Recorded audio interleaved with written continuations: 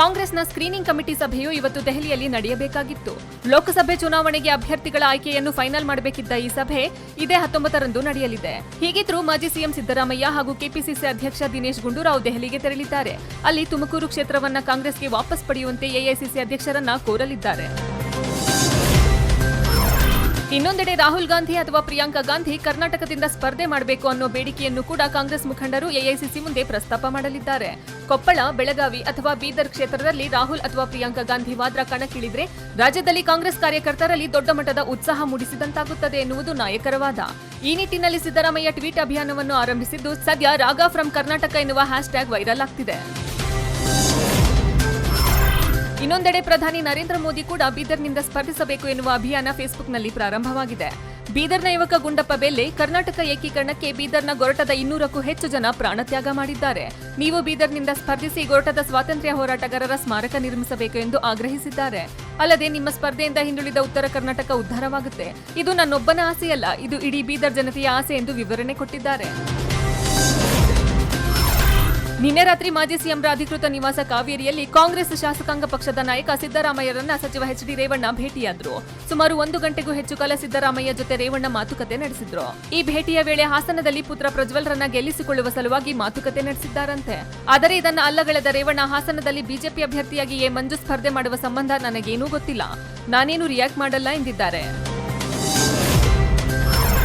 ಲೋಕಸಭಾ ಚುನಾವಣೆಗೆ ಸಂಬಂಧಿಸಿದಂತೆ ಬಿಜೆಪಿಯ ರಾಷ್ಟ್ರೀಯ ಅಧ್ಯಕ್ಷ ಅಮಿತ್ ಶಾ 100 ಅಭ್ಯರ್ಥಿಗಳ ಮೊದಲ ಪಟ್ಟಿಯನ್ನು ಇಂದು ಬಿಡುಗಡೆ ಮಾಡುವ ಸಾಧ್ಯತೆ ಇದೆ.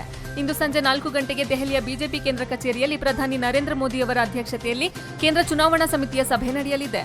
ಸಭೆಯ ನಂತರ ಪಟ್ಟಿ ಬಿಡುಗಡೆಯಾಗಲಿದ್ದು ಕರ್ನಾಟಕ ಹಾಗೂ ಮಹಾರಾಷ್ಟ್ರಕ್ಕೆ ಸಂಬಂಧಿಸಿದ ಅಭ್ಯರ್ಥಿಗಳ ಲಿಸ್ಟ್ ಕೂಡ ಇದರಲ್ಲಿ ಇರಲಿದೆ ಎನ್ನಲಾಗಿದೆ. ಬೆಂಗಳೂರು ದಕ್ಷಿಣ ಲೋಕಸಭಾ ಕ್ಷೇತ್ರದಿಂದ ಬಿಜೆಪಿ ಅಭ್ಯರ್ಥಿಯಾಗಿ ಸ್ಪರ್ಧಿಸುತ್ತಿರುವ ತೇಜಸ್ವಿನಿ ಅನಂತಕುಮಾರ್ ಬಗ್ಗೆ ಬಿಎಸ್ವೈ ಶ್ಲಾಘನೆ ವ್ಯಕ್ತಪಡಿಸಿದ್ದಾರೆ. ನಿಮ್ಮ ಜೊತೆ ನಾವೆಲ್ಲ ಇದ್ದೇವೆ. ನಿಮ್ಮದು ಅದಮ್ಯ ಚೇತನ ಶಕ್ತಿ ಹಾಗೂ ಅನಂತಕುಮಾರ್ ರವರ ದುಡಿಮೆಯೇ ನಿಮಗೆ ಶಕ್ತಿ. ನಿಮಗೆ ಈಗಾಗಲೇ ಗೆಲುವು ಸಿಕ್ಕಿದೆ. ನಿಮ್ಮನ್ನು ಸಂಸತ್ಗೆ ಕಳುಹಿಸುವ ಮೂಲಕ ಅನಂತಕುಮಾರ್ ಆತ್ಮಕ್ಕೆ ಶಾಂತಿ ತರುವ ಕೆಲಸ ಮಾಡ್ತೇವೆ ಅಂತ ಬಿಎಸ್ವೈ ಹೇಳಿದ್ದಾರೆ. ಎಲೆಕ್ಟ್ರಾನಿಕ್ ವೋಟಿಂಗ್ ಮೆಷಿನ್ ಇವಿಎಂ ಮತ್ತು voter verified paper audit trail ವಿವಿಪ್ಯಾಟ್ಗಳ ಮೇಲಿನ ಪ್ರತಿಪಕ್ಷಗಳ ಆಕ್ಷೇಪ ಹಿನ್ನೆಲೆಯಲ್ಲಿ ಸುಪ್ರೀಂ ಕೋರ್ಟ್ ಚುನಾವಣಾ ಆಯೋಗಕ್ಕೆ ನೋಟಿಸ್ ಜಾರಿ ಮಾಡಿದ್ದು ಈ ಸಂಬಂಧ ಪ್ರತಿಕ್ರಿಯಿಸುವಂತೆ ಸೂಚಿಸಿದೆ. ಇವಿಎಂ ಹಾಗೂ ವಿವಿಪ್ಯಾಟ್ಗಳ ದುರ್ಬಳಕೆಯಾಗಿಲ್ಲ ಎನ್ನುವುದನ್ನು ಖಾತರಿಪಡಿಸಲು ಪ್ರತಿ ಅಸೆಂಬ್ಲಿ ಕ್ಷೇತ್ರದಲ್ಲಿಯೂ ಅರ್ಧ ಭಾಗದಷ್ಟು ವಿವಿಪ್ಯಾಟ್ ಸಹಿತ ಇವಿಎಂಗಳನ್ನು ಅನಿಯಮಿತ ಪರೀಕ್ಷೆಗೆ ಒಳಪಡಿಸಬೇಕು ಎಂದು 23 ಪ್ರತಿಪಕ್ಷಗಳು ಅರ್ಜಿ ಸಲ್ಲಿಸಿದ್ದವು. ದೈನಂದಿನ ಬೆಲೆ ಬದಲಾವಣೆಯಲ್ಲಿ ಪೆಟ್ರೋಲ್ ದರ ಮತ್ತೆ ಲೀಟರ್ಗೆ 75 ರೂಪಾಯಿ ಆಗಿದೆ. ಬೆಂಗಳೂರಿನಲ್ಲಿ ಪೆಟ್ರೋಲ್ ದರ ಲೀಟರ್ಗೆ 74.96 ರೂಪಾಯಿ ಇದ್ದರೆ ಡೀಸೆಲ್ ದರ 69.45 ರೂಪಾಯಿ ಇದೆ. ಇನ್ನು ರಾಷ್ಟ್ರ ರಾಜಧಾನಿ ಹೊಸದಿಲ್ಲಿಯಲ್ಲಿ ಲೀಟರ್ ಪೆಟ್ರೋಲ್ ದರ 72.55 ರೂಪಾಯಿ ಮತ್ತು ಡೀಸೆಲ್ ದರ 67.77 ರೂಪಾಯಿ ಇದೆ. ಅಂತಾರಾಷ್ಟ್ರೀಯ ಮಾರುಕಟ್ಟೆಯಲ್ಲಿ ಕಚ್ಚಾ ತೈಲ ಬೆಲೆ ಪ್ರತಿ ಬ್ಯಾರೆಲ್ಗೆ 4060 ರೂಪಾಯಿಗೆ ಏರಿಕೆ ಕಂಡಿದೆ. ಯುವ ಸಾಮ್ರಾಟ್ ಚಿರು ಸರ್ಜಾ ಈಗ ಸಿಂಗನಾಗಿ ಮಿಂಚೋಕೆ ಸಿದ್ಧರಾಗಿದ್ದಾರೆ. ಸಿಂಗಂ ಸ್ಟೈಲಿನ ಮೀಸೆ, ಖಡಕ್ ಲುಕ್ಕಿನಿಂದ ಸಿಂಗ ಸಖತ್ ಕ್ಯೂರಿಯಾಸಿಟಿ ಹುಟ್ಟಿಸಿತ್ತು. ಇದೀಗ ಈ ಸಿನಿಮಾದ ಟೀಸರ್ ರಿಲೀಸ್ ಆಗಿದ್ದು ನಿರೀಕ್ಷೆಯನ್ನು ಮತ್ತಷ್ಟು ಡಬಲ್ ಮಾಡಿದೆ. ಫುಲ್ ಆಕ್ಷನ್ ಅಬ್ಬರವಿರೋ ಟೀಸರ್ ಮಾಸ್ ಪ್ರೇಕ್ಷಕರನ್ನು ಸೆಳೆಯುತ್ತಿದ್ದು ಬಾಕ್ಸ್ ಆಫೀಸ್ ಸುಲ್ತಾನ ಚಾಲೆಂಜಿಂಗ್ ಸ್ಟಾರ್ ದರ್ಶನ್ ಸಿನಿಮಾದ ಟೀಸರ್ ಲಾಂಚ್ ಮಾಡಿದ್ದಾರೆ.